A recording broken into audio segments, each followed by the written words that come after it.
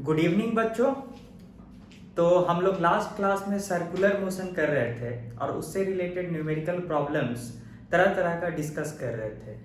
आज भी सबसे पहले और भी न्यूमेरिकल्स प्रैक्टिस करते हैं, उसके बाद अगले टॉपिक पे जाएंगे। तो ठीक है, तो पहले सर्कुलर मोशन से रिलेटेड न्यूमेरिकल्स। ठीक है, तो एक तरह से प्रैक्टिस हो गया।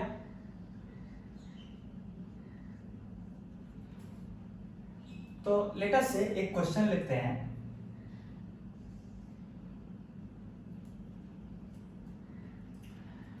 क्वेश्चन का स्टेटमेंट है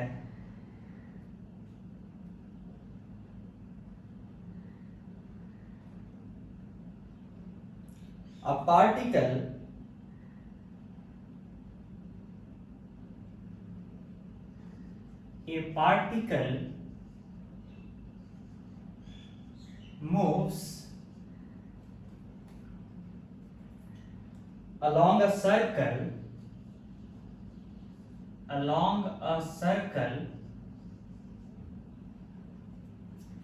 with speed v is equal to at.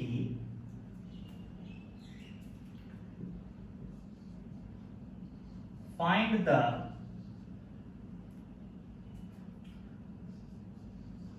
total acceleration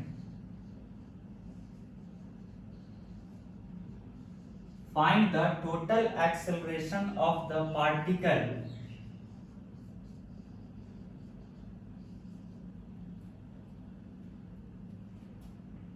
at the moment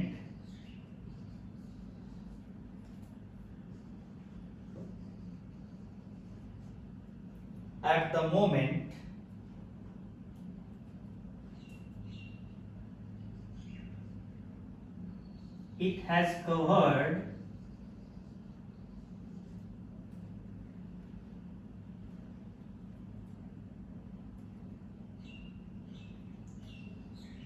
nth fraction of the circle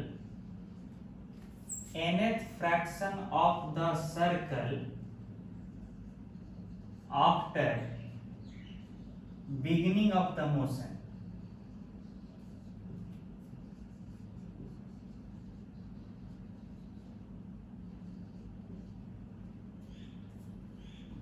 ठीक है, क्वेश्चन सिंपली ये है कि एक पार्टिकल है जो कि एक सर्कल पे मूव कर रहा है। ठीक है, लेटस से उस सर्कल का जो रेडियस है कैपिटल आर है, सेंटर सी है। ठीक है, लेटस से कि पार्टिकल यहां से शुरू किया। ठीक है, पार्टिकल का स्पीड है जो फंक्शन ऑफ टाइम दिया है, तो ऑफ कोर्स t बराबर 0 पे पार्टिकल का स्पीड 0 है, मतलब पार्टिकल का स्पीड धीरे धीरे समय के साथ बढ़ रहा है। तो यहां से शुरू किया है। ठीक है, और हमेशा पार्टिकल का velocity along the tangent to the circle होगा। ये सब बात डिस्कस हो चुका है। क्वेश्चन पूछ रहा है कि total acceleration of the particle क्या होगा, किस वक्त का, जिस वक्त पार्टिकल जो है nth fraction of the circle cover कर चुका होगा। तो nth fraction of the circle का मतलब क्या होता है, 2 पाई r पूरा सरकमफेरेंस है, तो उसका nth फ्रैक्शन मतलब डिवाइडेड बाय n, मतलब पार्टिकल को कितना डिस्टेंस कवर करना है, कितना डिस्टेंस कवर करना है, 2 पाई r बाय n। ठीक है, जिस समय पे पार्टिकल इतना डिस्टेंस ट्रेवल कर लेगा उसी समय पे पार्टिकल का टोटल एक्सेलरेशन क्या है। तो मुझे तो ये निकालना है पहले कि भाई पार्टिकल किस समय पे इतना डिस्टेंस ट्रेवल करेगा। ठीक है, और स्पीड बराबर क्या दिया हुआ है, 80। ये भी इंपॉर्टेंट चीज है। बाकी हम इंफॉर्मेशन को अब तो मिटा ही सकते हैं, चलिए मिटा देते हैं ताकि हमें स्पेस मिले कुछ।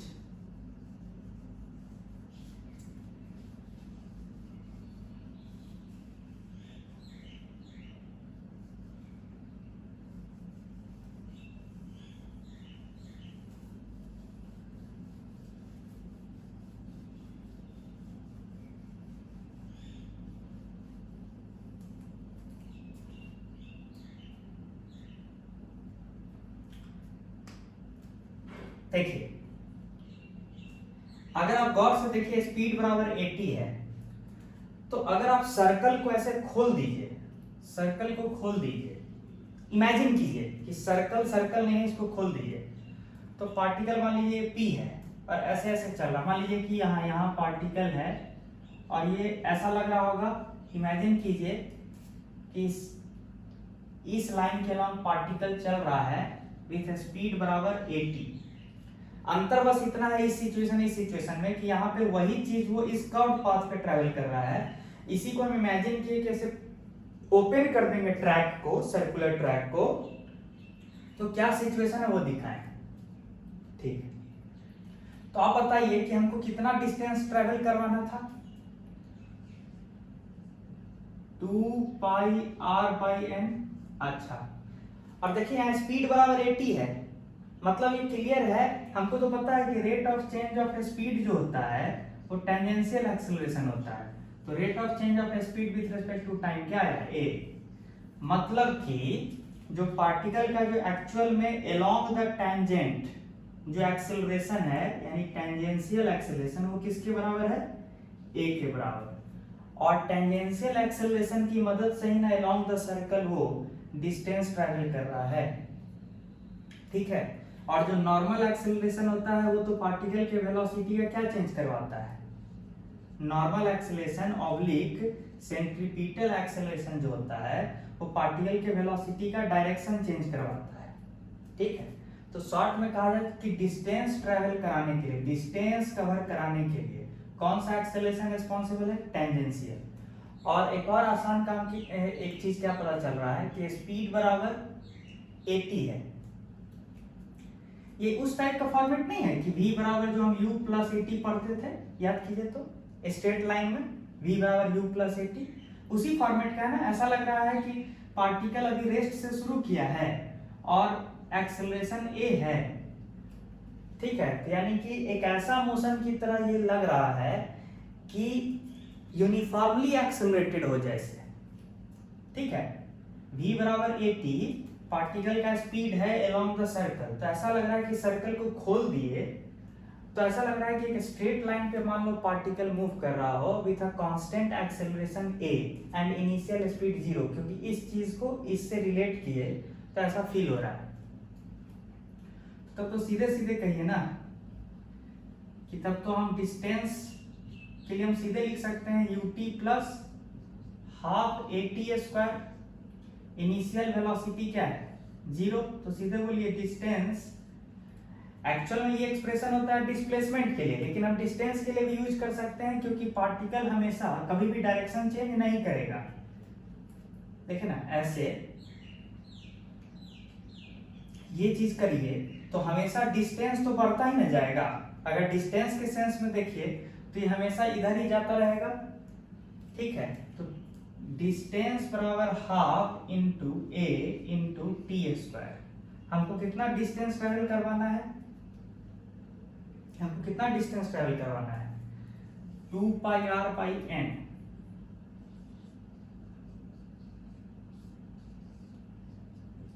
Half at²। ठीक है, तो इससे t मिल गया ना, कितना मिला, 4πr/n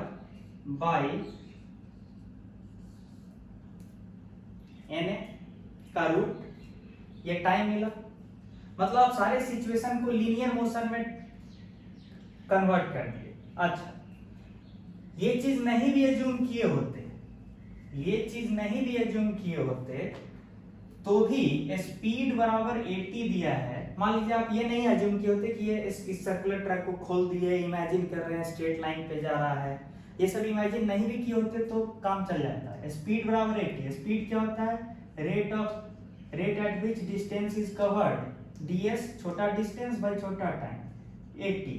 this implies that ds बराबर at dt, इंटीग्रेट कीजिए 0 से t, डिस्टेंस 0 से s, तो दिस इंप्लाइज दैट s बराबर at²/2, यानी डिस्टेंस कवर्ड बराबर हाफ at²। तो जैसे एज्यूम कीजिए, देखिए वही एक्सप्रेशन यहाँ भी हम यूज किए हैं। तो आप अब ये अज्यूम नहीं भी किए होते कि हम खोल देते हैं और स्ट्रेट लाइन पे मूव कर रहा है, ऐसा कुछ अज्यूम नहीं करते। अब बेसिक डेफिनेशन से भी जाते, स्पीड बराबर 80, स्पीड क्या होता है उस डेफिनेशन से भी जाते, तो आप s बराबर हाफ AT² निकाल लेते, ठीक है। और s का वैल्यू था 2πr/n, वो रख दिए। उसके बाद टाइम मिल गया कि किस समय पे वो पार्टिकल इतना डिस्टेंस ट्रेवल किया है ना। अब आगे बढ़ते हैं, टाइम मिल गया,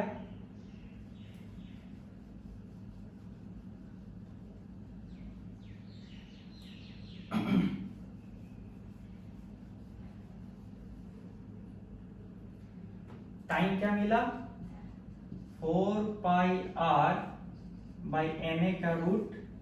अच्छा, आपसे क्या पूछा है कि टोटल एक्सेलरेशन का वैल्यू, तो आप बताइए कि टोटल एक्सेलरेशन जो होता है दो भाग में मिलके होता है, tangential acceleration plus normal acceleration, और दोनों एक दूसरे के किधर होता है 90 डिग्री पे।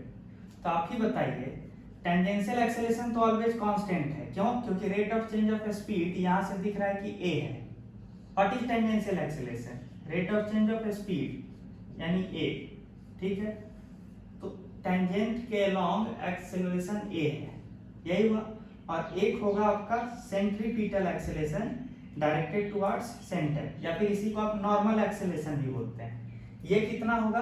तो नॉर्मल एक्सेलरेशन होता है स्पीड का स्क्वायर बाय r, लेकिन स्पीड t टाइम के बाद क्या होगा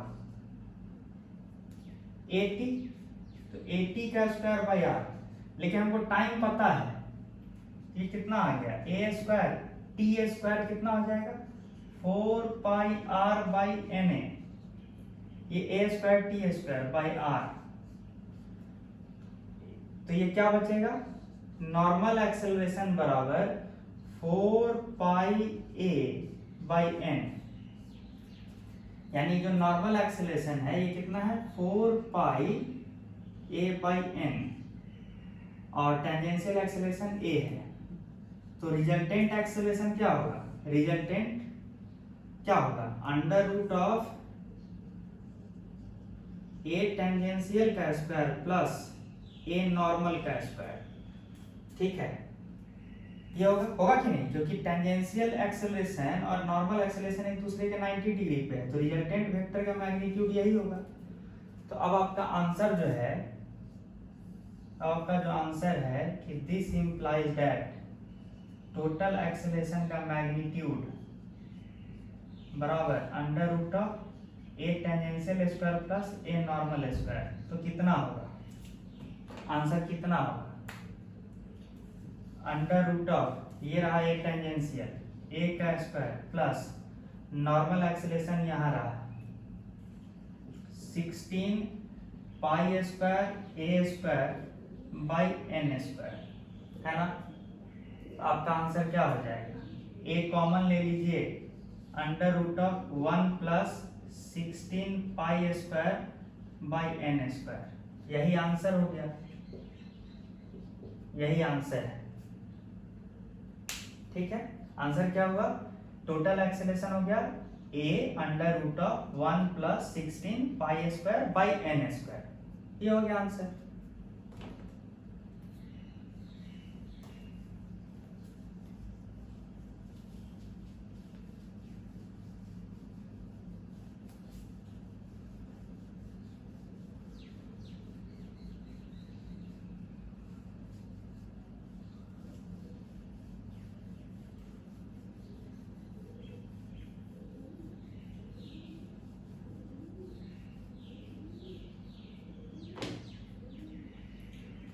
अब अगले सवाल की ओर बढ़ते हैं, अगला एग्जांपल लेते हैं।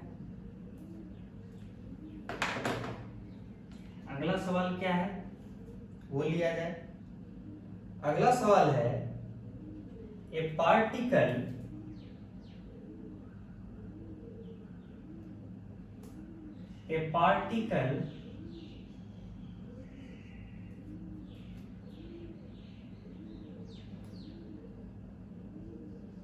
moves along a circular path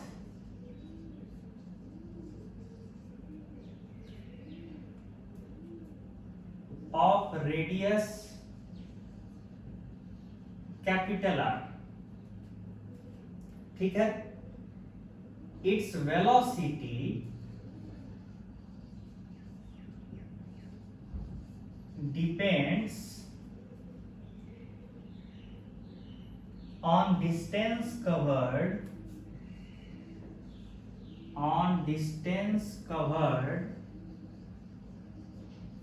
जिसको आप s से रिप्रेजेंट कीजिए, s as v is equal to, in fact ये जो वेलोसिटी जिसको बोल रहा है ना यहाँ पे, एक्चुअली वो स्पीड के बारे में बोल रहा है, क्योंकि सीधे सीधे उसका मैग्नीट्यूड दे रहा है ना ये क्वेश्चन में। इसी तरीके से it's velocity depends upon distance covered as v is equal to a root s, where a is a constant, ठीक है।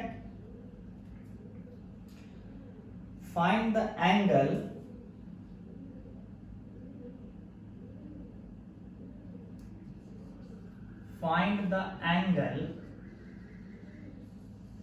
theta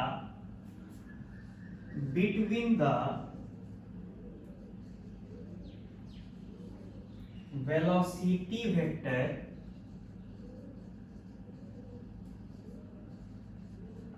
and acceleration vector as a function of distance s, ठीक है।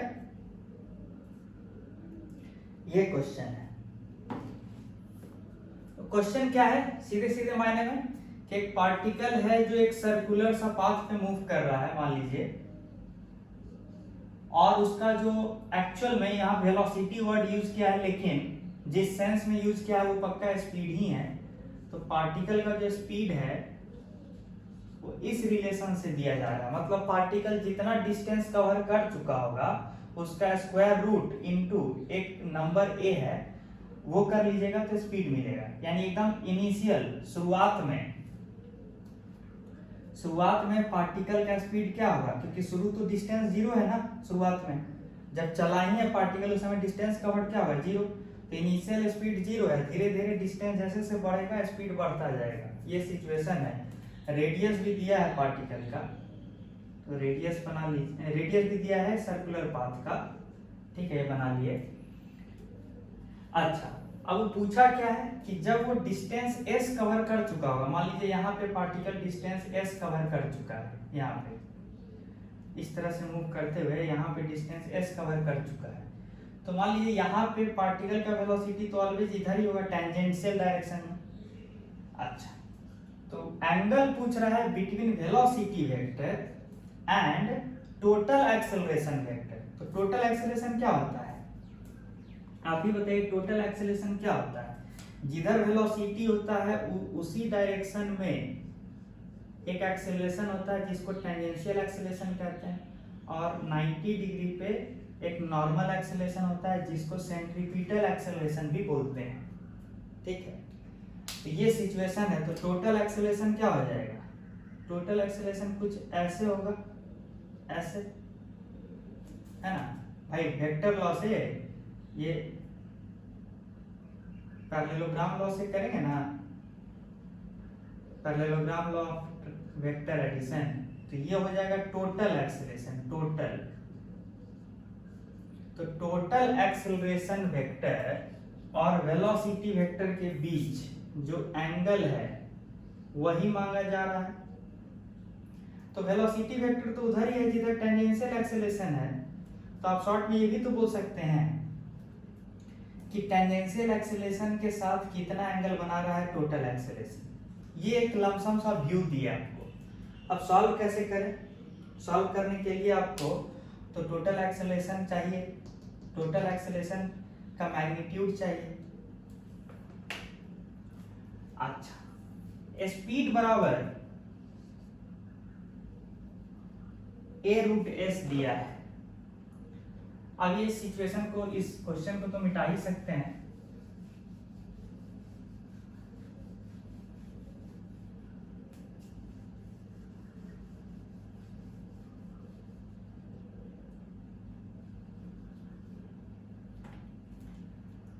स्पीड बराबर a root s है, तो this implies that rate at which distance is covered is equal to a root s.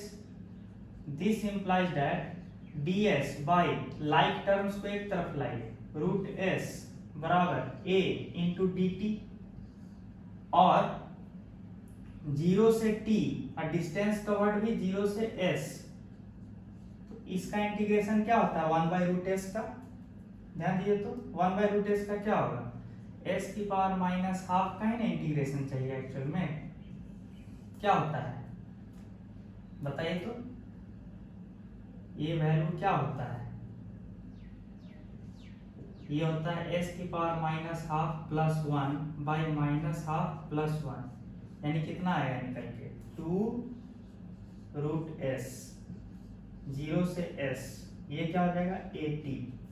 This implies that 2 s डालिए यहाँ पे root s, 0 डालिए तो 0 हो जाएगा. This implies that 4s square कर रहे हैं बराबर a स्क्वायर टी स्क्वायर, तो s बराबर a square t square by 4. ठीक है, distance covered as a function of time मिल गया. ठीक है, तो फिर speed as a function of time मिल जाएगा. ठीक है, और ऐसे भी आपसे क्या पूछा है कि टोटल एक्सेलरेशन और वेलोसिटी के बीच का एंगल क्या है. देखिए v बराबर a रूट s, तो रूट s कीजिएगा तो 80 बाई 2, यानी कितना हो गया a square t by 2. Speed as a function of time मिल गया. ठीक है, speed as a function of time मिल गया. आपको तो पता है ना rate of change of speed, rate of change of speed क्या होता है टेंजेंशियल एक्सेलरेशन, यानी कितना हो जाएगा a स्क्वायर बाई 2. अच्छा, नॉर्मल एक्सेलरेशन क्या होता है स्पीड का स्क्वायर बाई r, यानी a की power 4 t square by 4 r, है ना. आप बताइए कि अगर मैं चाहूं तो टेंजेंशियल एक्सेलरेशन तो कांस्टेंट आ गया है a स्क्वायर बाई 2, लेकिन नॉर्मल एक्सेलरेशन जो है फंक्शन ऑफ टाइम है. तो अगर मैं नॉर्मल एक्सेलरेशन को as a function of distance covered लिखना चाहूं तो क्या लिख सकता हूं. देखिए तो स्पीड का स्क्वायर बाई r, यहां से थोड़ा सा देखिए a square t square by 4 है डिस्टेंस, और तो यानी कि इसको आप ऐसे लिख सकते हैं नॉर्मल एक्सेलरेशन को a स्क्वायर, ऐसे देखिए t स्क्वायर का वैल्यू क्या आएगा यहां से 4s बाई a स्क्वायर, यहां रख दीजिए. नॉर्मल एक्सेलरेशन बराबर 4s बाई a स्क्वायर, और ये 4r, 4 से 4 कटा, ये बचेगा a square s by r. ये नॉर्मल एक्सेलरेशन आ गया, ये टेंजेंशियल एक्सेलरेशन आ गया. ठीक है, तो आपको तो पता है कि ये एंगल चाहिए, ये एंगल थीटा, तो बताइए तो tan थीटा क्या आएगा यहां से. tan थीटा क्या आएगा, tan थीटा होता है परपेंडिकुलर, और ये कितना के बराबर होगा इतना के बराबर परपेंडिकुलर बाई बेस, यानी tan थीटा हो जाएगा normal acceleration by tangential acceleration. यही वो थीटा है ना जो आप ढूंढ रहे हैं. तो आपका tan थीटा हो जाएगा नॉर्मल एक्सेलरेशन यानी a square s by r यहाँ है, by tangential acceleration a square by 2, तो a स्क्वायर से a स्क्वायर कट गया 2s बाई r, यानी tan थीटा बराबर 2s बाई r. तो जो थीटा आप खोज रहे हैं उसको क्या लिख सकते हैं tan inverse 2s by r, क्योंकि आपसे एग्जामिनर जो पूछा था angle between velocity vector and total acceleration vector, ठीक है, as a function of distance covered, तो डिस्टेंस कवर्ड के टर्म्स में लिखे हैं.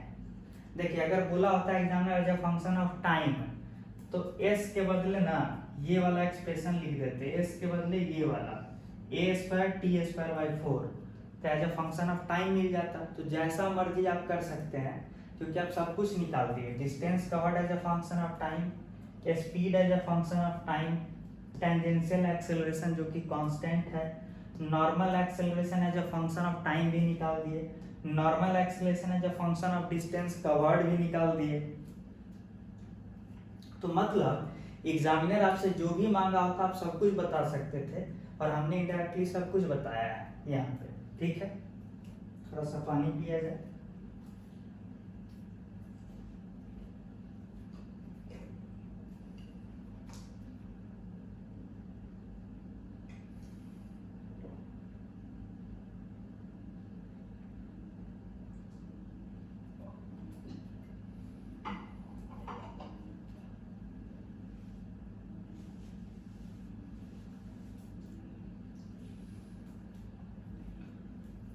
अब अगले सवाल की ओर बढ़ते हैं।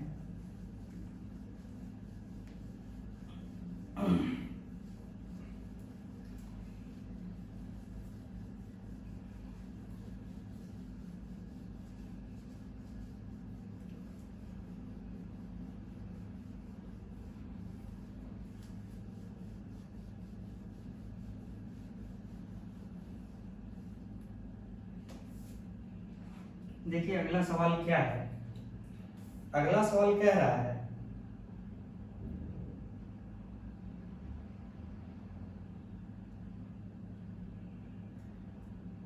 अगला सवाल है कि a particle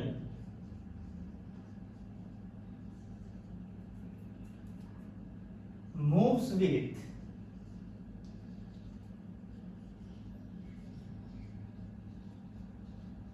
deceleration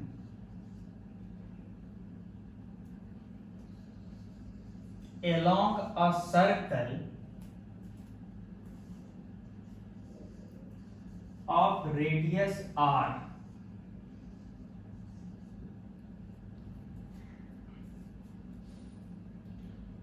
such that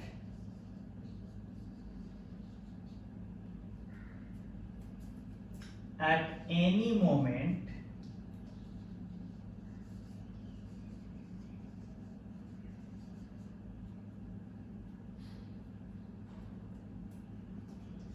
its tangential and normal accelerations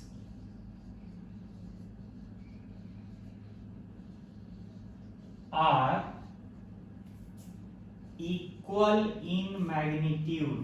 word पे ध्यान दीजिए, इक्वल कह रहा है टेंजेंशियल और नॉर्मल एक्सेलरेशन को, लेकिन किस चीज में? मैग्नीट्यूड में। ठीक है ना, दोनों मैग्नीट्यूड में इक्वल है।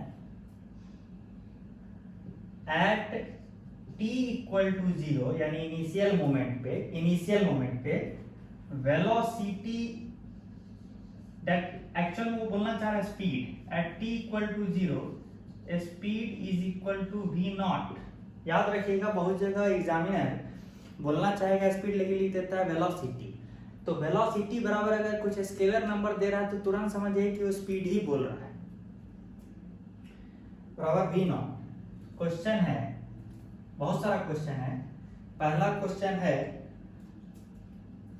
कि velocity as a function of time क्या होगा।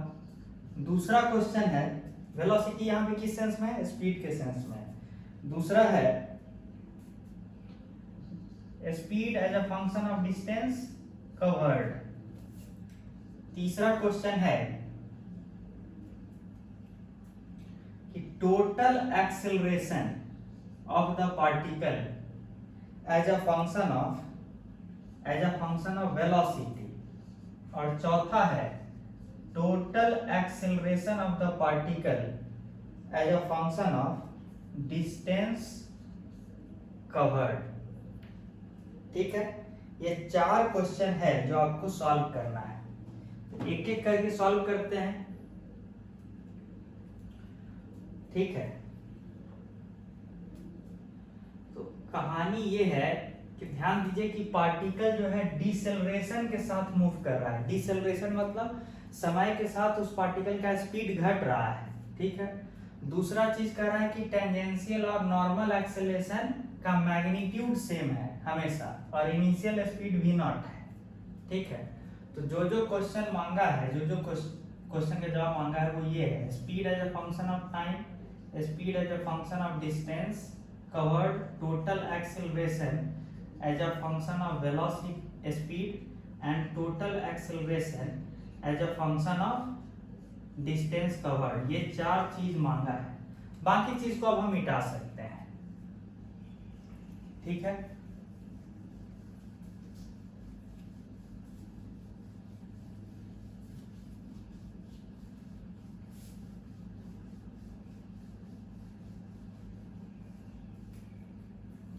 ध्यान देने वाली बात क्या है कि पार्टिकल जो है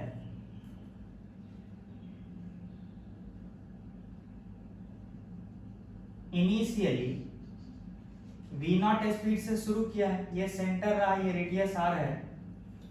अच्छा, एक और चीज क्या बोला है कि किसी भी समय, मतलब किसी भी समय, मान लीजिए जनरल केस का कहानी क्या बोला है कि किसी भी समय जो पार्टिकल का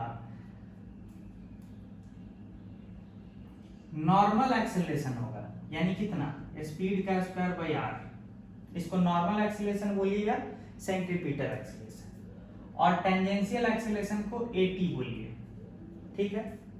तो कह क्या रहा है कि किसी भी समय magnitude of tangential acceleration is equal to magnitude of centripetal oblique normal acceleration, किसी भी समय, जनरल स्टेटमेंट है, ठीक है।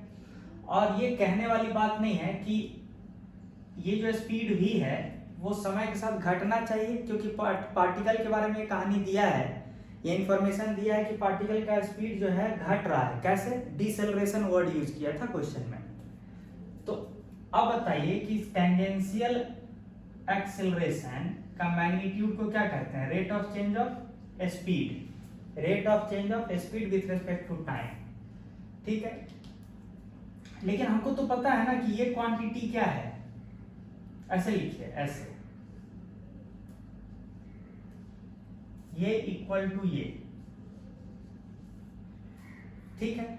जब मॉड हटाइएगा यानी rate of change of speed with respect to time सीधे, तो क्या लिखिएगा?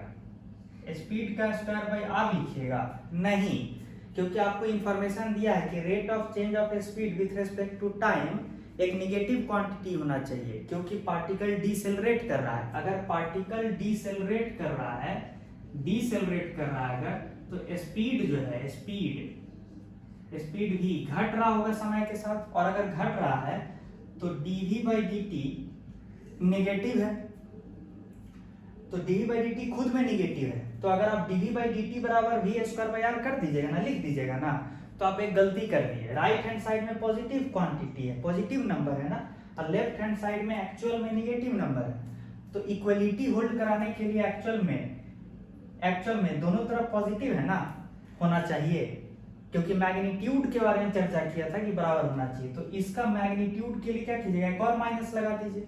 Rate of change of speed with respect to time खुद एक नेगेटिव क्वांटिटी है, उसमें एक और नेगेटिव लगा दीजिए तो पॉजिटिव होगा, तब इक्वलिटी होल्ड करेगा। क्यों? क्योंकि दोनों का मैग्नीट्यूड का अब आप चर्चा कर दिए कि rate of change of speed का मैग्नीट्यूड बराबर नॉर्मल एक्सेलरेशन का magnitude.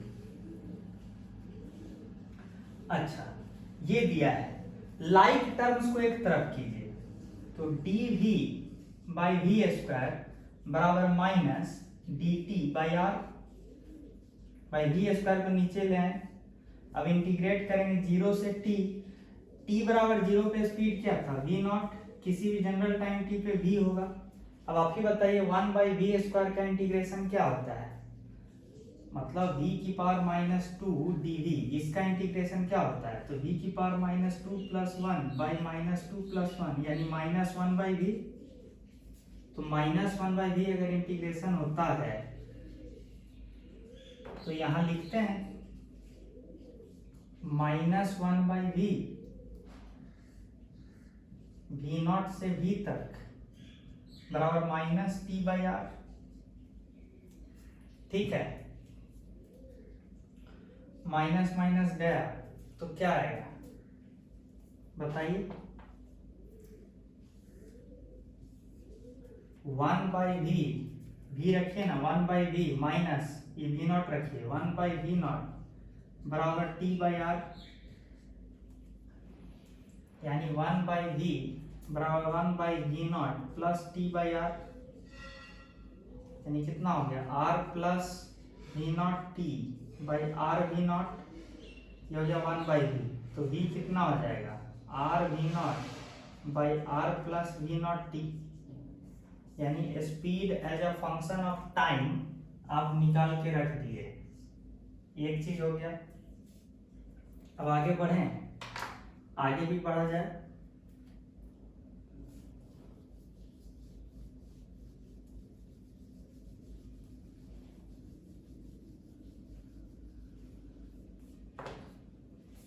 Speed as a function of distance covered, तो आप ही बताइए, आपको इंफॉर्मेशन क्या दिया है? Rate of change of speed का magnitude must be equal to normal acceleration. ठीक है, अच्छा, ये इंफॉर्मेशन दिया है। तो आप बताइए कि आपसे as a function of distance का वर्ड मांगा है, तो क्या किया जाए, कैसे s को इंक्लूड किया जाए, s कैसे लाया जाए? तो देखिए,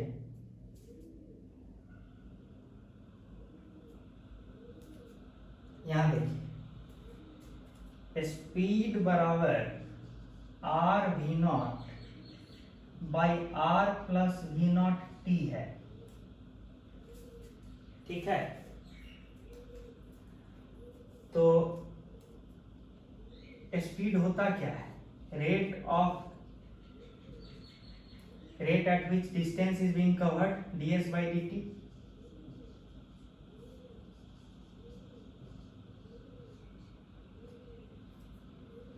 ठीक है,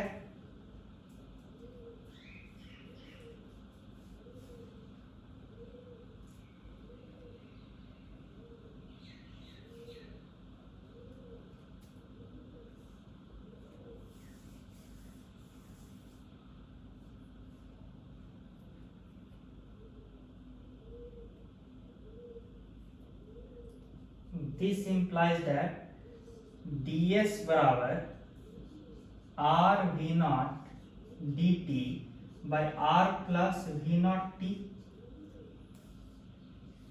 0 से s टाइम 0 से t। This implies that distance covered बराबर क्या हो जाएगा? r v नॉट तो कांस्टेंट है, 1 by r plus v not t का इंटीग्रेशन क्या हो जाएगा? Natural log r plus v not t और divided by coefficient of variable यानी वी नॉट, ऐसे कहां से कहां तक? 0 से t तक। देखिए ये वी नॉट तक कट ही जाएगा, यानी this implies that distance covered बराबर r और ln t रखिएगा तो यही रह जाएगा r plus v not t, घटे 0 रखिएगा तो ln r। ठीक है,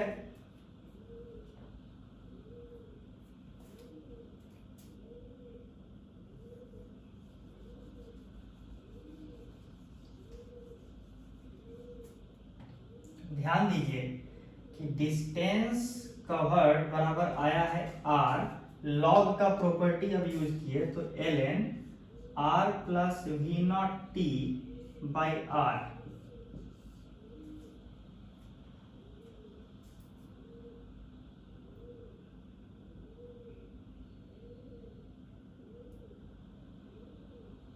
ठीक है, अच्छा, अब ध्यान दीजिए है क्या? डिस्टेंस के साथ इस r को ले आइए ऐसे, तो s बाई आर बराबर ln, यहां से ध्यान दीजिए क्या है? R plus v not t by r. तो लॉग को हटाइएगा तो क्या लिख सकते हैं, r plus v not t by r बराबर ई की पावर एस बाई आर होगा। This implies that v not t बराबर आर ई की power s by r minus r होगा, है ना। अच्छा, तो ध्यान दीजिए, आप इनडायरेक्टली आपसे मांगा था speed as a function of distance covered, तो स्पीड बराबर r v not by r plus v not t. तो आपको r plus v not t ही चाहिए था ना। देखिए यहां से भी आप लिख सकते थे r plus v not t कितना के बराबर है, आर इंटू ई की पावर एस बाई आर। तो आप ये लिख सकते हैं r v not by r into e की पावर एस बाई आर। तो यहां से आप r plus v not t का वैल्यू रख दिए in terms of distance covered s। कैसे, इस r को इधर भेज के, तो speed as a function of distance covered भी आ गया, मतलब ये भी आ गया। और उसी बहाने distance covered s as a function of time भी आ गया। देखिए ये मांगा नहीं था, लेकिन ये भी निकालना सीख गए आप। ये हो गया। आगे का कहानी करते हैं। आपसे क्या मांगा है, total acceleration as a function of speed, उस पे भी आते हैं।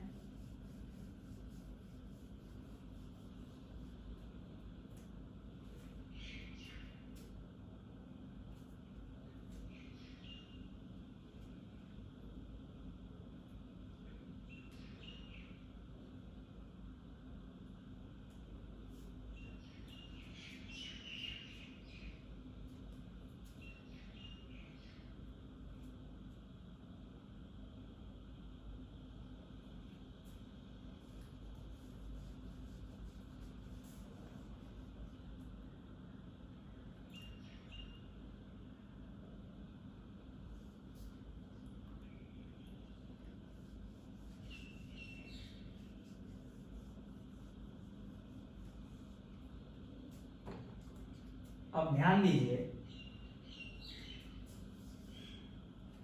टोटल एक्सेलरेशन क्या होता है, टोटल एक्सेलरेशन दो भाग से मिलके बना होता है। Tangential acceleration plus normal acceleration, या फिर उसको सेंट्रीपिटल एक्सेलरेशन भी बोल सकते हैं सर्कुलर मोशन के केस में। तो टोटल एक्सेलरेशन का एक्चुअल में मैग्नीट्यूड मांगा है, टोटल एक्सेलरेशन का। चूंकि ये दोनों 90 डिग्री पे होते हैं, तो मैग्नीट्यूड क्या हो जाएगा, टेंजेंशियल एक्सेलरेशन का स्क्वायर मैग्नीट्यूड का स्क्वायर प्लस नॉर्मल एक्सेलरेशन के मैग्नीट्यूड का स्क्वायर। तो सीधी बात है भैया, टेंजेंशियल एक्सेलरेशन का मैग्नीट्यूड जो है, टेंजेंशियल एक्सेलरेशन का मैग्नीट्यूड यही है ना, वो कितना के बराबर है, वी स्क्वायर बाई आर। यानी कि v square by r tangential acceleration का मैग्नीट्यूड हुआ, उसका स्क्वायर प्लस नॉर्मल एक्सेलरेशन भी तो वी स्क्वायर बाई आर ही है, तो उसका स्क्वायर। ये क्या हो जाएगा, √2 वी स्क्वायर बाई आर। और वेलोसिटी और speed as a function of distance का वर्ड पता है, तो रख दीजिए √2 बाई आर। स्पीड का स्क्वायर कीजिए तो कितना आ जाएगा, r square v nought square by, अच्छा ये तो कट ही रहा है ना, तो सीधे बोलिए कितना आ जाएगा, we nought square by E की पावर 2s बाई आर। ठीक है, तो कितना हो गया, स्पीड का स्क्वायर बाई आर, तो स्पीड का स्क्वायर ये हुआ बाई आर। तो ये हो गया आपका टोटल एक्सेलरेशन का magnitude as a function of distance covered. ठीक है, और similarly total acceleration as a function of speed तो सीधे आ गया, यहाँ तो स्पीड ही है ना, तो ये भी है। तो मतलब आप सब कुछ निकाल के रख दिए। ठीक है,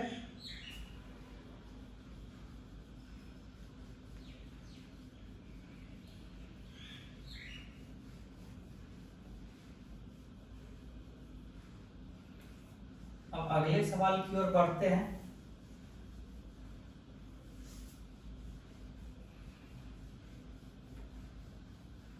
उससे पहले थोड़ा सा पानी पिया जाए।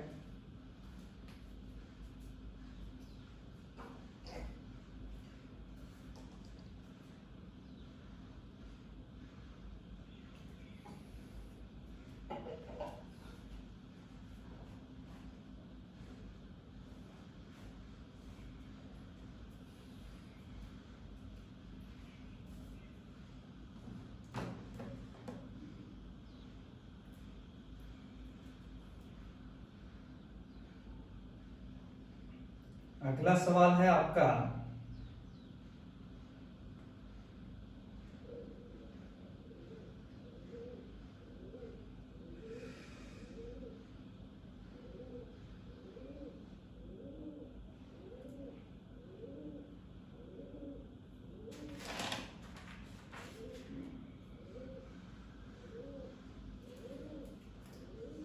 ए particle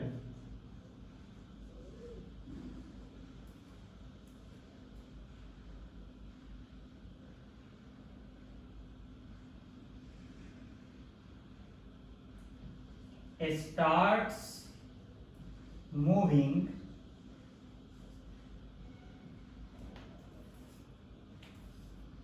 along a circle of radius r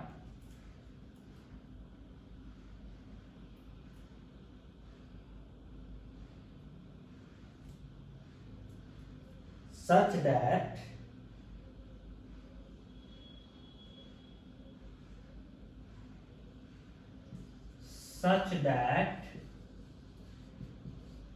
its angular acceleration alpha is equal to some constant a into t,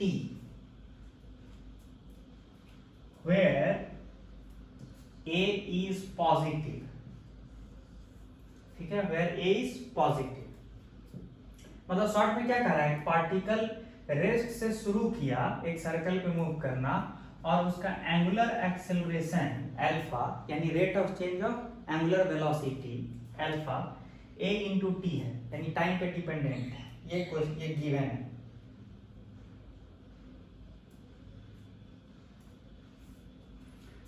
find the time t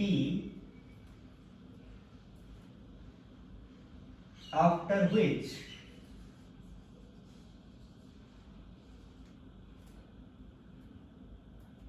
the total acceleration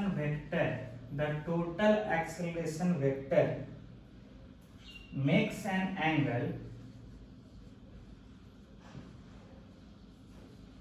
60 degree with the velocity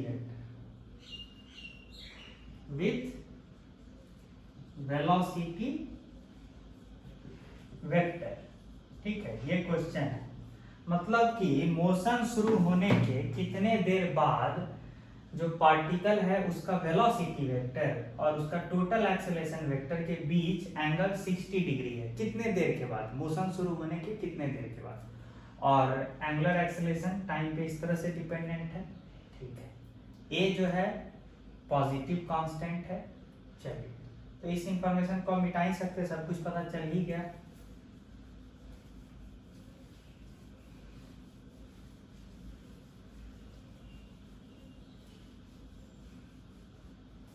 चलिए ध्यान दीजिए,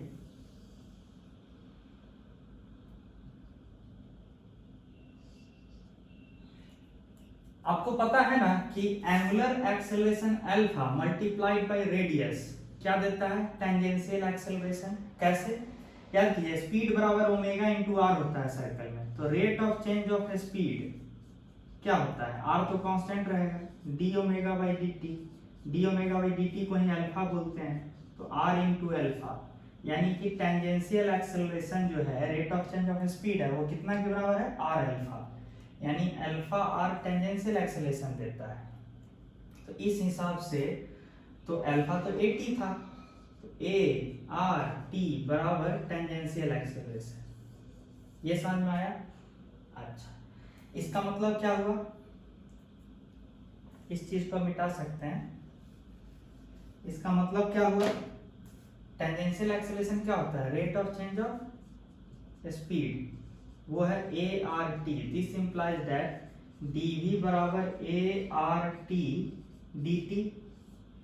शुरुआत किया था पार्टिकल रेस्ट से, तो 0 से v तक, 0 से किसी टाइम t तक इंटीग्रेट करें तो क्या होगा? v बराबर a r t square by 2, यानी speed as a function of time मिल गया, है ना? तो किसी भी जनरल टाइम पे स्पीड जो है ए आर टी स्क्वायर बाई 2 है, ठीक है? स्पीड वेलोसिटी का मैग्नीट्यूड होता है। अच्छा, टेंजेंशियल एक्सेलरेशन तो पता है।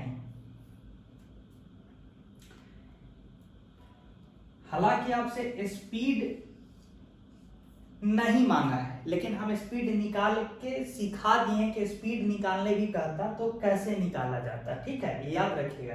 आपसे तो सिंपल चीज पूछा है कि ये रहा जिधर वेलोसिटी होता है, टेंजेंशियल एक्सेलरेशन कितना है? अल्फा इंटू आर, यानी ए आर टी। तो अगर टेंजेंट, ये हो गया वेलोसिटी का magnitude A r t square by 2। और अगर आप टेंजेंशियल एक्सेलरेशन दिखाना होता, टेंजेंशियल एक्सेलरेशन तो आपको दिखाना होता यही रहा टेंजेंशियल एक्सेलरेशन, और वो हो गया ए आर टी, और एक होगा सेंटर की तरफ एक्सेलरेटेड एक्सेलरेशन, उसको कहते हैं सेंट्रीपिटल या नॉर्मल एक्सेलरेशन। वो कितना के बराबर होता है नॉर्मल एक्सेलरेशन? स्पीड का स्क्वायर बाय आर, ठीक है? स्पीड का स्क्वायर बाय आर। तो स्पीड तो अब अभी आप निकाले हुए, देखिए स्पीड अब काम आएगा नॉर्मल एक्सेलरेशन में। तो स्पीड का स्क्वायर यानी कितना हो गया? ए स्क्वायर आर स्क्वायर टी की पावर 4 बाई 4, यानी ये भी मिल गया। तो टोटल एक्सेलरेशन क्या होगा? टोटल एक्सेलरेशन पैरेललोग्राम लॉ से ये होगा, ये टोटल हो गया। तो वेलोसिटी वेक्टर तो टेंजेंशियल एक्सेलरेशन के लॉन्ग होता है, तो यानी कि ये एंगल ही तो खोज रहा है आपसे एग्जाम में, तो ये एंगल क्या होगा? ये नॉर्मल एक्सेलरेशन है, तो ये भी मैग्नीट्यूड वाइज कितना होगा? Normal acceleration geometrically. तो tan थीटा रिक्वायर्ड एंगल है, तो परपेंडिकुलर बाय बेस, यानी a square r square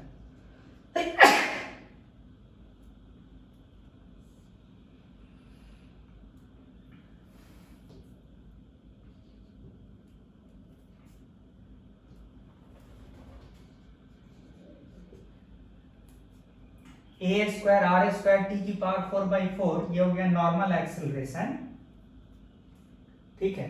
normal acceleration t की power 4 by 4 divided by tangential acceleration. Tangential acceleration a r t है, तो कितना बचा?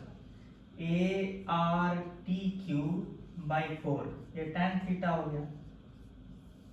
आप अपना आंसर यहाँ पे भी रोक सकते हैं, नहीं तो बोलने का बहुत मन हो तो ऐसे लिखिए, थीटा बराबर tan inverse A r t cube by 4। हालांकि आपसे एग्जामिनर बोला है कि किस समय पे ये थीटा 60 डिग्री होगा, है ना? किस समय पे ये थीटा 60 डिग्री होगा, तो थीटा के बदले 60 डिग्री रखेंगे तो tan 60 आएगा। tan 60 क्या होता है? √3। तो ए आर टी क्यूब बाई 4 बराबर √3, तो टी क्यूब क्या आएगा? 4√3 बाई ए आर, तो टी क्या हो जाएगा?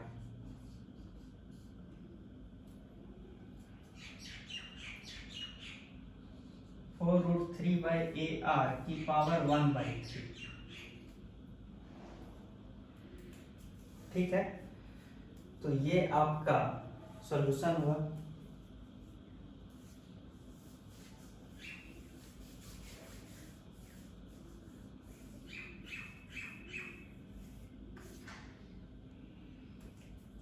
ठीक है, ये वो समय है जिस समय total acceleration vector velocity vector के साथ यानी टेंजेंशियल एक्सेलरेशन के साथ कितना एंगल बनाएगा? 60 डिग्री।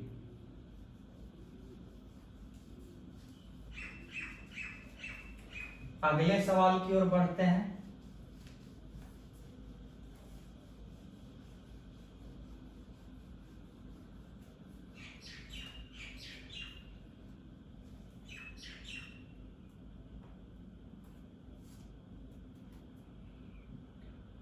मान लीजिए एक पार्टिकल सर्कल पे है और क्वेश्चन है कि a particle starts moving along a circle of radius capital R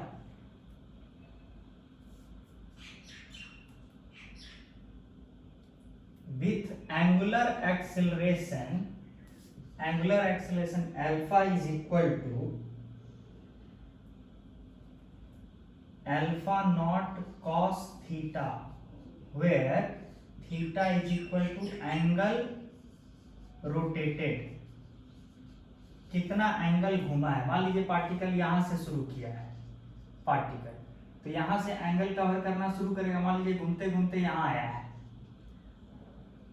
तो एंगल रोटेटेड क्या हो जाएगा, ये हो जाएगा, ये हो जाएगा। तो इसी एंगल रोटेटेड को थीटा बोल रहा है। ठीक है,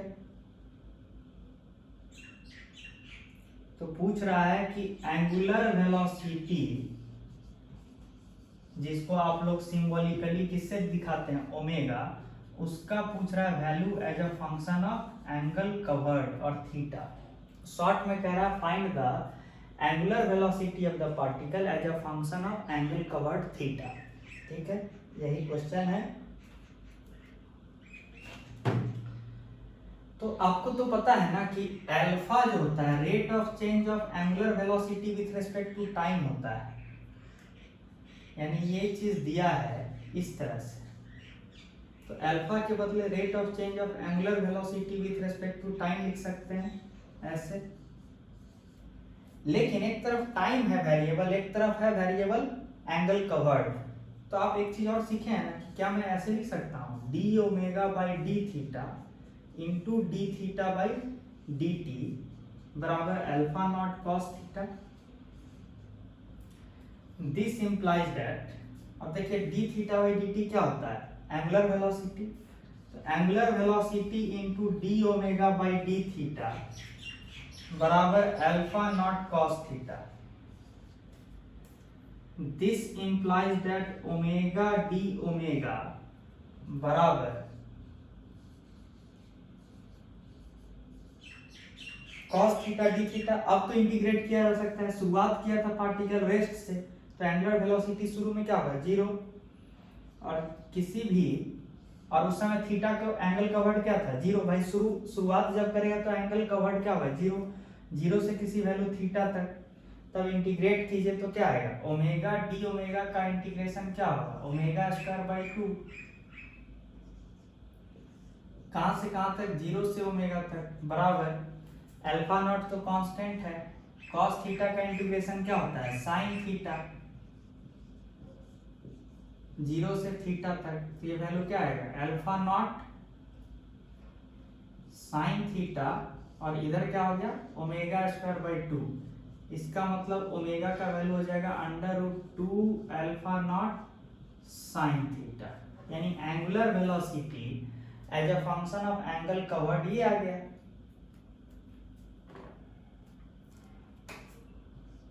यही आपका आंसर हुआ,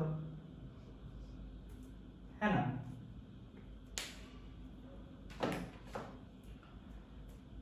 तो इस तरह से ये सवाल सॉल्व हुआ। ये सब प्रैक्टिस प्रॉब्लम्स हुआ ताकि आपको तरह तरह से देखने का तरीका पता चले, सॉल्व करने का तरीका पता चले।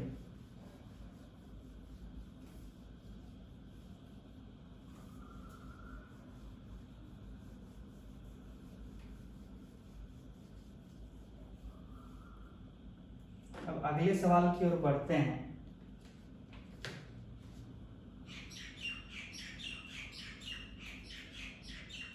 अगला सवाल है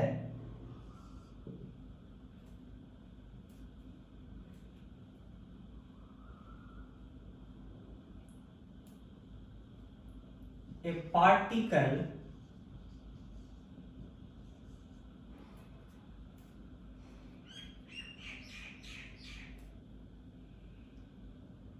moves along a circle of radius r with deceleration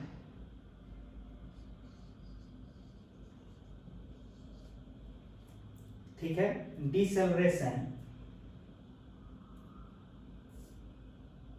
such that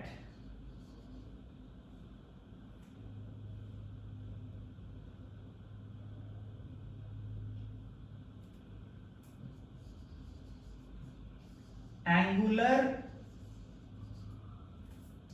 deceleration, इस तरह से कि एंगुलर डिसेलरेशन जो है जिसको अल्फा से रिप्रेजेंट करेंगे वो जो है, या अल्फा के बदले अभी दूसरे सिंबल से रिप्रेजेंट किए beta, is proportional to under root of angular velocity, ठीक है, where omega is equal to angular velocity, ठीक है। क्वेश्चन है कि फाइंड द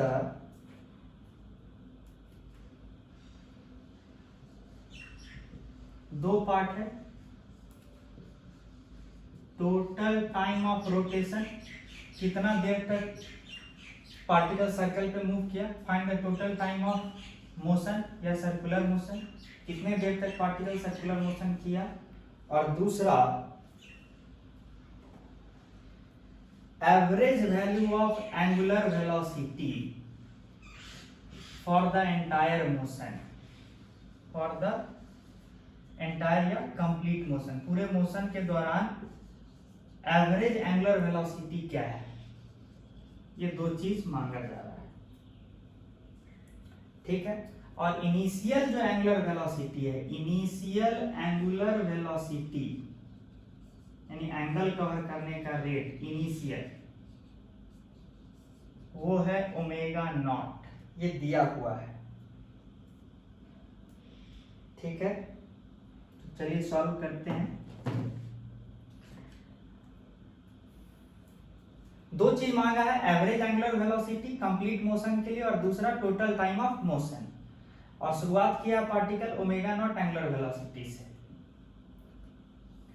और पार्टिकल डिसेलरेशन के मोड में है, मतलब धीरे धीरे उसका स्पीड घटेगा।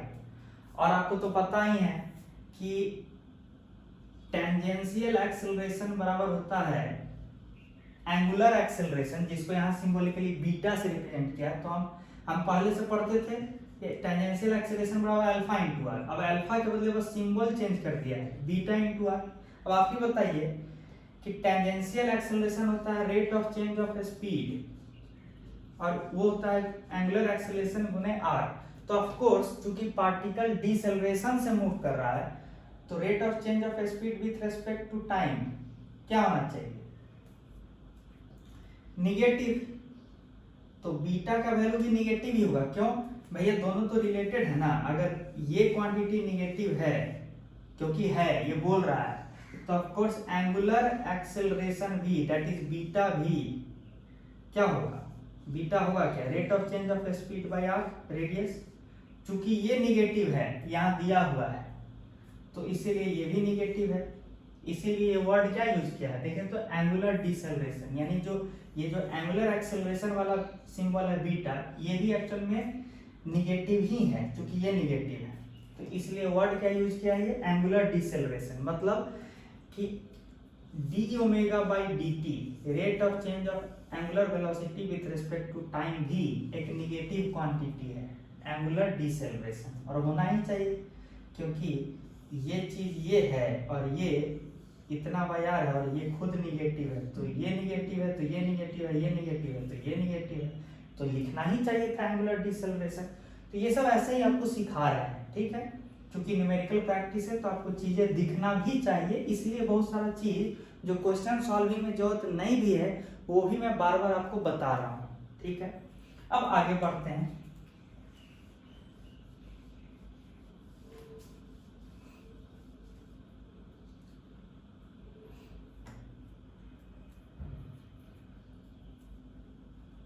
देखिए, angular deceleration beta is proportional to root omega. तो प्रोपोर्शनलिटी हटाने के लिए कोई कांस्टेंट लाएंगे, मान लीजिए कोई कांस्टेंट के इंटू रूट ओमेगा। ठीक है, अगर कांस्टेंट के हम पॉजिटिव लिए हैं तो साथ में क्या लिखना चाहिए, एक माइनस। क्यों? क्योंकि बीटा एंगुलर डिसेलरेशन है, समय के साथ जो है rate of change of angular velocity, ये समय के साथ घट रहा है। तो घटने के लिए आपको एक माइनस साइन लगा के ऐसे दिखाना होगा, where k is constant of proportionality and which is a positive quantity जो हम लिए हैं। तब तो ऐसे लिखना चाहिए। फिर से हम रिपीट कर दें, angular acceleration is proportional to root omega. तो of course angular acceleration should be equal to k root omega के साथ एक minus, where k is constant of proportionality, और उसको हम पॉजिटिव माने हैं इसलिए एक माइनस साइन लगाना पड़ेगा, क्योंकि एंगुलर एक्सेलरेशन जो है नेगेटिव क्वांटिटी है, क्योंकि डिसेलरेशन वर्ड यूज किया है, यानी कि समय के साथ एंगुलर वेलोसिटी घटना चाहिए। यानी ये क्वांटिटी यानी ओमेगा समय के साथ घटेगा तो d omega by d t एक नेगेटिव क्वांटिटी होना चाहिए, और d omega by d t ही तो अभी बीटा है ना। तो जब समय के साथ एंगुलर वेलोसिटी घट रहा है तो बीटा को निगेटिव होना चाहिए, तो बीटा को निगेटिव बनाए हैं, ये माइनस नहीं लिखते तो ये होता निगेटिव और इधर वाला पॉजिटिव क्वांटिटी तो गलत हो जाता। तो इसलिए ये माइनस लगाना जरूरी है क्योंकि एंगुलर डिसेलरेशन है। अब ध्यान दीजिए, d omega by d t बराबर minus of k root omega as per this information होना ही चाहिए। लाइक टर्म्स को एक तरफ लाइए,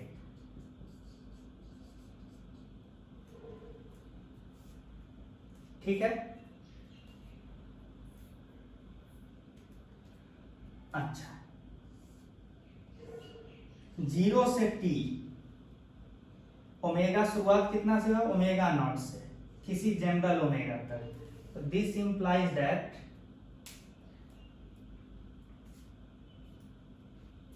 ठीक है, दिस इंप्लाइज दैट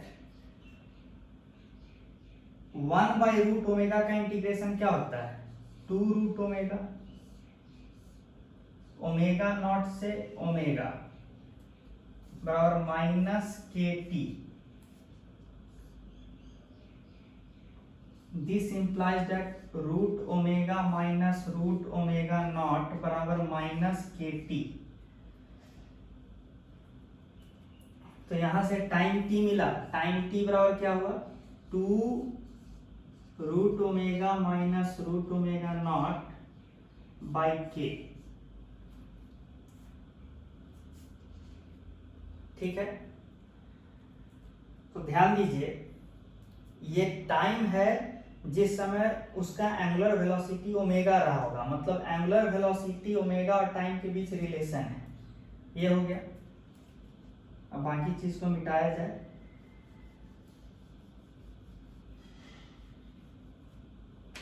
अच्छा, कितने समय बाद वो रुकेगा, तो जब वो रुकेगा उस समय उसका ओमेगा 0 होगा ना, तो यहाँ ओमेगा को 0 रख दीजिए तो अपने आप ही यहाँ क्या था, अच्छा एक माइनस साइन भी है, ये रिलेशन था। तो अब बताइए जब वो रुकेगा उस समय ओमेगा 0 हो चुका होगा, तो उस समय टाइम का वैल्यू क्या हो गया, टाइम बराबर 2 रूट ओमेगा नॉट बाई के, मतलब ये वो समय है जिस समय पार्टिकल रुकेगा।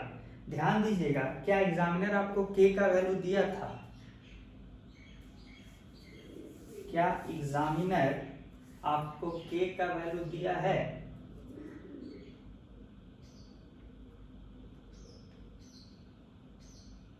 बताइए।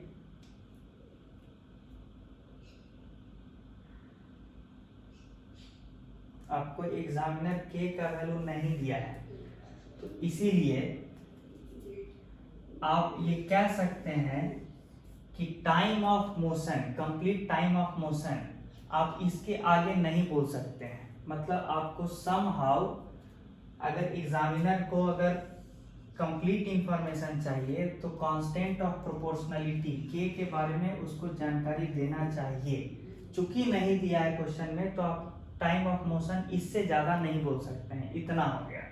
अब अगला सवाल क्या पूछा है? अगला सवाल क्या पूछा है? ठीक है,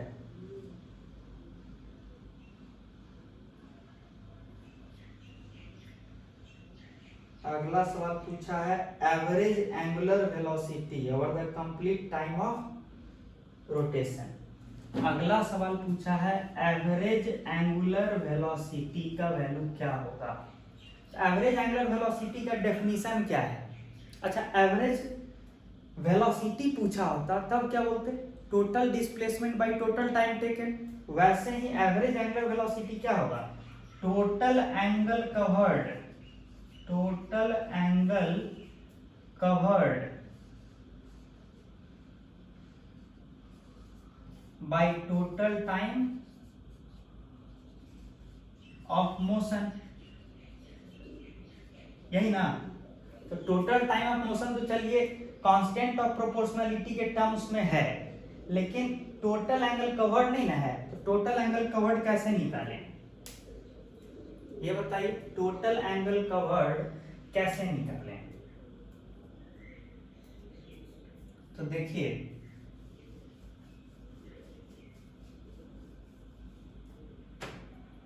एंगुलर एक्सेलरेशन बीटा जो होता है वो ऐसे भी लिखा जा सकता है, omega d omega by d theta. तो यानी कि omega d omega by d theta बराबर minus k root omega. This implies that ये रूट ओमेगा इधर आएगा, कितना हो जाएगा? Omega by root omega d omega बराबर minus k d theta. This implies that root omega d omega बराबर minus k d theta. दोनों तरफ इंटीग्रेट करेंगे, ठीक है। तो टोटल एंगल कवर्ड, शुरुआत में तो जीरो एंगल कवर किया होगा, फाइनली थीटा एंगल मान लेते हैं कवर किया है, ठीक है। अब शुरू में एंगुलर वेलोसिटी क्या था? ओमेगा नॉट था। किसी भी जनरल थीटा कवर किया होगा एंगल, उस समय ओमेगा होगा। तो ये क्या लिखा जा सकता है? रूट ओमेगा का इंटीग्रेशन क्या होता है बताइए? रूट ओमेगा का इंटीग्रेशन होता है ये, यानी कि 2/3 ओमेगा की पावर 3/2 ये होता है। तो 2/3 ओमेगा की पावर 3/2 ओमेगा नॉट से ओमेगा तक बराबर माइनस के थीटा, ठीक है। अब देखिए, हमको चाहिए था टोटल एंगल कवर। तो जब फाइनली टोटल एंगल कवर किया होगा तो फाइनल ओमेगा क्या हो जाएगा? जीरो, क्योंकि धीरे धीरे पार्टिकल का एंगुलर वेलोसिटी घट रहा है, ठीक है ना। तो यानी कि फाइनली जब ओमेगा जीरो हुआ होगा उस समय तक कितना एंगल कवर किया होगा? तो देखते हैं इस रिलेशन से,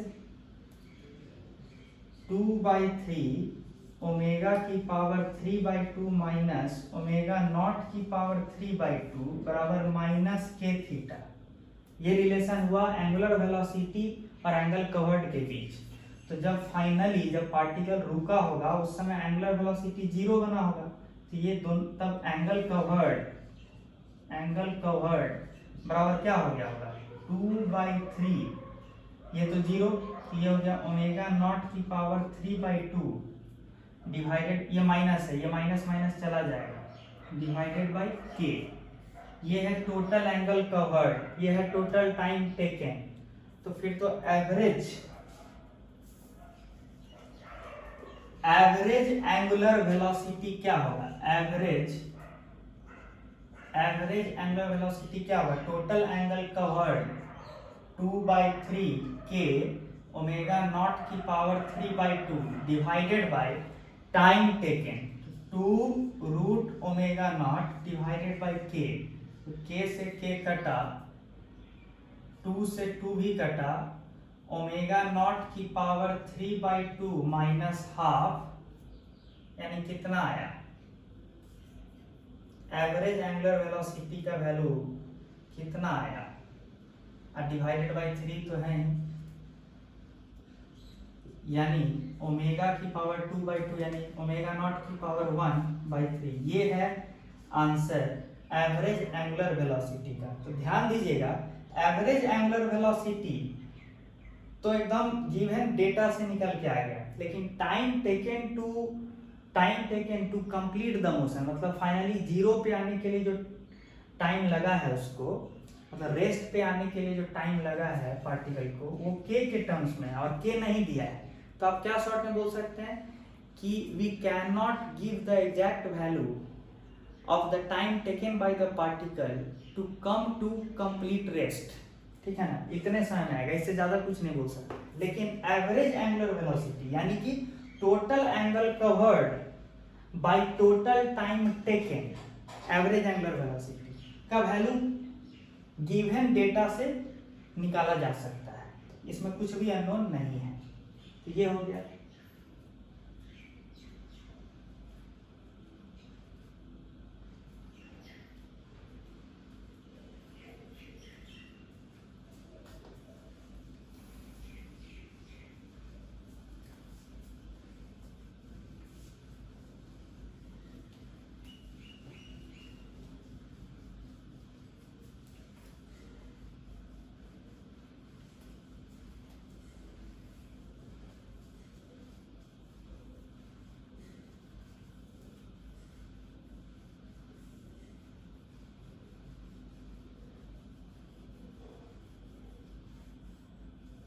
अब अगले सवाल की ओर बढ़ते हैं।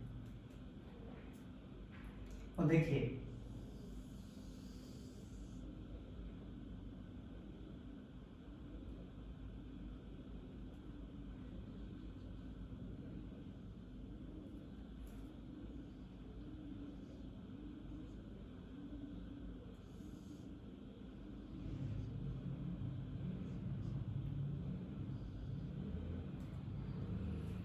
क्वेश्चन क्या है, इस पे ध्यान दिया जाए। क्वेश्चन है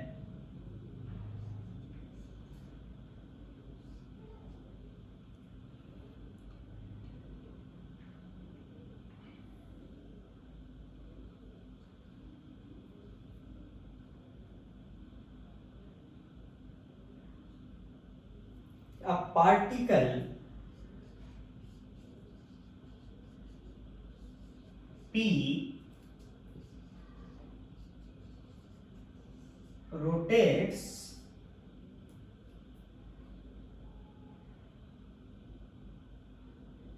a particle P moves along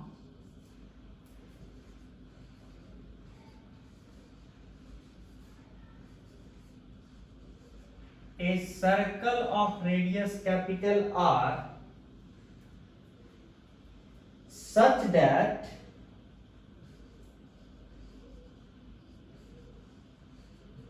its position vector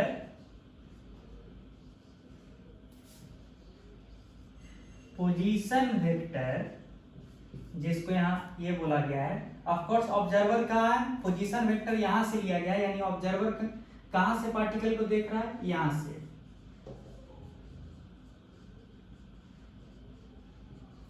such that its position vector rotates with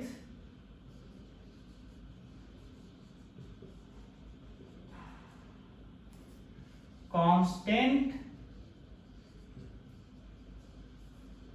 angular velocity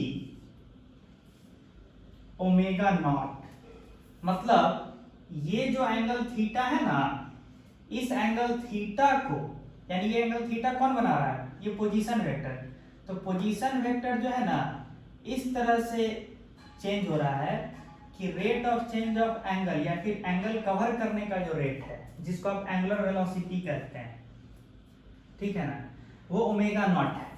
angular velocity यहाँ पे ऑब्जर्वर अपने रेस्पेक्ट में मेजर कर रहा है, मतलब ऑब्जर्वर यहाँ है, यहाँ से पार्टिकल P पे बनाया गया पोजीशन वेक्टर ये है, और ये पोजीशन वेक्टर किस रेट से घूम रहा है, किस रेट से अपना एंगल बदल रहा है, उसके बारे में बोला है कि वो ओमेगा नॉट रेट से अपना एंगल बदल रहा है, ठीक है।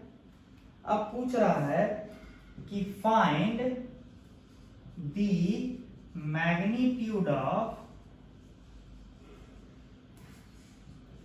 velocity of particle P and also direction of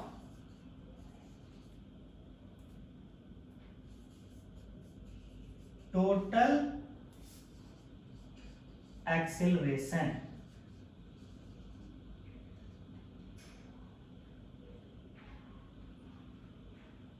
and also direction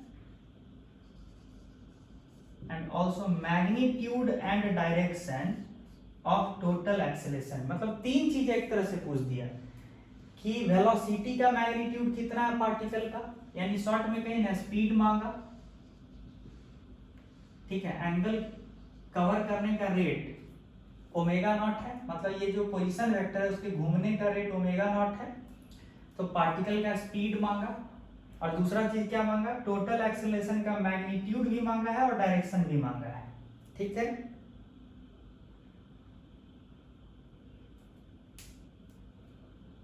ठीक है ना, और सर्कल का रेडियस तो r है ही। बढ़ते हैं आगे, देखिए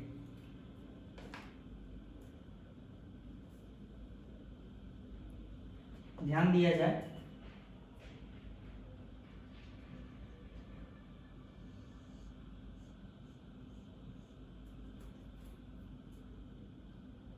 ये वाला एंगल कवर करने का रेट दिया है ये वाला, जबकि मतलब ये पोजीशन वेक्टर किस रेट से घूम रहा है वो दिया है, जबकि हम लोग जिस ओमेगा को पढ़े थे, हम लोग पढ़े थे ना स्पीड बराबर क्या होता है ओमेगा, लेकिन वो ओमेगा ये वाला ओमेगा थोड़े होता है जो दिया है, जो ओमेगा एग्जामिनर दिया है वो ओमेगा थोड़े होता है इस रिलेशन में, ये ओमेगा होता है कि सेंटर के रिस्पेक्ट में पार्टिकल किस रेट से घूमता हुआ नजर आएगा, सेंटर के रिस्पेक्ट में पार्टिकल का पोजीशन वेक्टर किस रेट से घूमता हुआ नजर आएगा, किस एंगुलर वेलोसिटी से, वही एंगुलर वेलोसिटी इस रिलेशन में लिखाता है। तो ऑफ कोर्स ये वाला ओमेगा के बदले हम ये वाला ओमेगा नॉट तो नहीं लिख सकते, नहीं लिख पाएंगे, क्योंकि वो ओमेगा नॉट जो दिया है वो तो इस वाले रेडियस वेक्टर का, इस वाले पोजीशन वेक्टर का एंगुलर वेलोसिटी है, और हमको चाहिए सीपी वाला जो लाइन है इस रेडियस वेक्टर का, इस पोजीशन वेक्टर का एंगुलर वेलोसिटी है ना, यहां रखने के लिए, तब ना स्पीड निकालेंगे। कॉमन सेंस का बात है, ध्यान दीजिए, ये ज्वाइन कर दीजिए, ज्वाइन सी विथ पी। अब ध्यान दीजिए OC का लेंथ r है और CP का भी लेंथ r है, यानी कि OCP एक आइसोसेलेस ट्रायंगल है, तो ये थीटा है अगर, तो ये भी क्या है थीटा है, तो फिर एक्सटीरियर एंगल प्रॉपर्टी से ये कितना है 2 थीटा है। तो मतलब कहने का मतलब है कि OP वेक्टर अगर थीटा एंगल घूमेगा तो तब तक CP vector 2 theta angle cover करेगा, मतलब कि पार्टिकल का जो एंगुलर वेलोसिटी है, एंगुलर वेलोसिटी यानी एंगल कवर करने का रेट किसका, पार्टिकल का, with respect to centre, angular velocity of P with respect to centre C, जो आपके काम का है, जो इस रिलेशन में जो ओमेगा आया है ना वो वही है, इसके अबाउट सेंटर C के अबाउट किस रेट से घूमता हुआ नजर आएगा पार्टिकल, तो कितना आ जाएगा, अगर O के रेस्पेक्ट में ओमेगा नॉट है तो यहाँ के रेस्पेक्ट में क्या होगा 2 ओमेगा नॉट, यहाँ रिलेशन देखें ना थीटा, ये 2 थीटा है, मतलब जब ओपी थीटा एंगल कवर करेगा तब सीपी 2 थीटा कवर कर चुका होगा, मतलब वो हो जाएगा 2 ओमेगा नॉट। अब स्पीड बराबर ओमेगा आर होता है, तो इस ओमेगा के बदले क्या रख दीजिए 2 omega nought, 2 omega nought into r, सीधे सीधे आंसर आ गया। अच्छा, सिमिलरली आपसे क्या पूछा है, मैग्नीट्यूड ऑफ टोटल एक्सेलरेशन। चूंकि ओ के अबाउट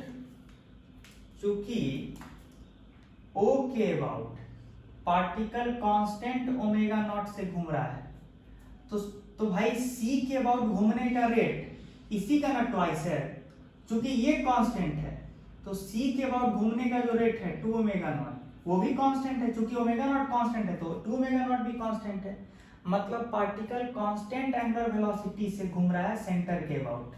तो पक्का है जब एंगुलर वेलोसिटी कांस्टेंट है यानी स्पीड 2 ओमेगा नॉट आर, चूंकि ये कांस्टेंट है तो स्पीड कभी नहीं बदल रहा है। This implies that rate of change of speed बराबर टेंजेंशियल एक्सेलरेशन बराबर क्या होगा 0। शॉर्ट में कहिए कि पार्टिकल का टेंजेंशियल एक्सेलरेशन 0 है, ठीक है। कहाँ के रेस्पेक्ट में, सेंटर सी से देखिएगा तो अलोंग द टेंजेंट।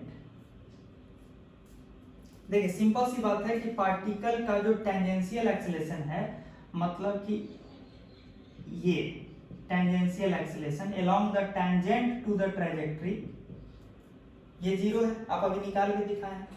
अच्छा, लेकिन नॉर्मल एक्सेलरेशन यानी डायरेक्टेड टुवर्ड्स सेंटर कितना होगा, स्पीड का स्क्वायर बाय आर यानी 4 omega nought square r square by r यानी 4 ओमेगा नॉट स्क्वायर आर। तो ये हो गया नॉर्मल एक्सेलरेशन और टेंजेंशियल तो 0 है, तो शॉर्ट में कहिए ना तो एकमात्र एक्सेलरेशन क्या बचा, नॉर्मल ही ना। और नॉर्मल एक्सेलरेशन कहाँ की तरफ डायरेक्टेड है, सेंटर की तरफ। तो आप टोटल एक्सेलरेशन के बारे में क्या बोल सकते हैं, total acceleration is nothing but normal acceleration and that is directed towards centre of the circle. अच्छा, एक इंपॉर्टेंट चीज नहीं जो पूछा है यहाँ पे हम वो भी थोड़ा बता दें, क्लियर होना जरूरी है।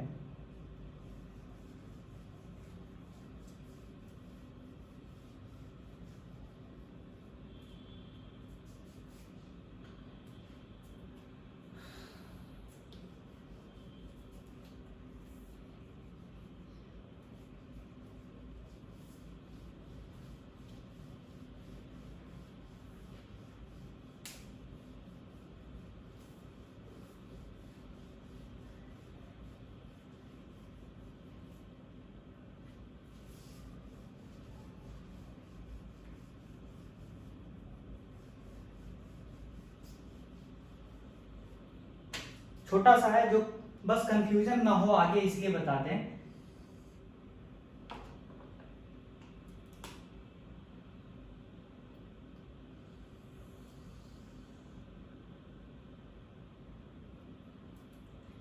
देखिए आप यहां से ऑब्जर्वर यहां था और यहां पार्टिकल था और ये उसका पोजीशन वेक्टर है, जिसको कभी कभी लोग रेडियल वेक्टर भी कहते हैं, रेडियल वेक्टर पोजीशन वेक्टर। ये रहा centre c. Of course particle p का एक्सेलरेशन डायरेक्टेड टुवर्ड सेंटर आया था अभी कितना, स्पीड का स्क्वायर बाय आर। ये एंगल कितना था थीटा, ये एंगल कितना था थीटा। पार्टिकल का वेलोसिटी किधर है, सर्कल के टेंजेंट के अलोंग ये। तो ऑफ कोर्स जो भी एक्सेलरेशन वेलोसिटी के 90 डिग्री पे होता है उसको क्या बोलते हैं, normal acceleration A N oblique, circle के केस में सेंट्रीपिटल एक्सेलरेशन क्योंकि सेंटर की तरफ डायरेक्टेड है, ऑफ कोर्स ये होगा।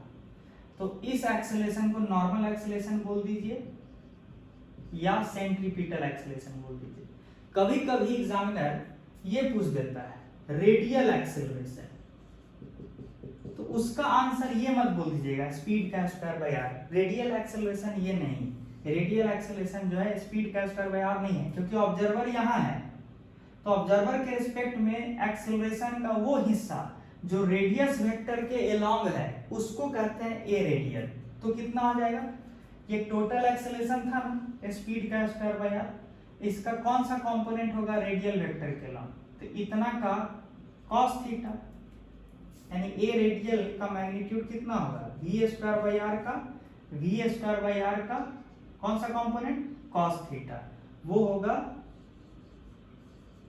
रेडियल वेक्टर के अलोंग का एक्सेलरेशन। ठीक है,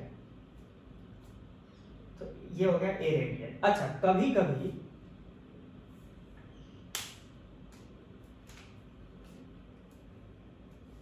अब एक चीज ध्यान दिए कि रेडियल जरूरी नहीं है कि नॉर्मल एक्सेलरेशन या सेंट्रीपिटल एक्सेलरेशन के बराबर हो। अब ये भी दिखा, अगर सेंटर पे ऑब्जर्वर नहीं रहेगा तब रेडियल अलग चीज है और नॉर्मल और सेंट्रीपिटल चीज अलग चीज है। ठीक है, ये हो गया।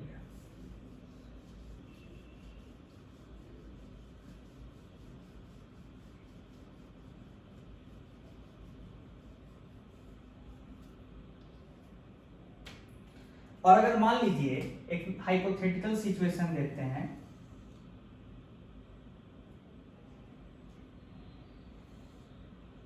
पार्टिकल यहां है, ये सेंटर है,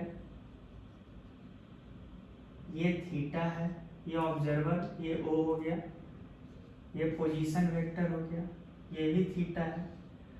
मान लीजिए सेंट्रीपिटल एक्सेलरेशन या फिर नॉर्मल एक्सेलरेशन an है और टेंजेंशियल एक्सेलरेशन भी है at, मतलब दोनों है, मतलब at जीरो नहीं है, एक नया केस दिया है, पिछला केस में तो at जीरो था।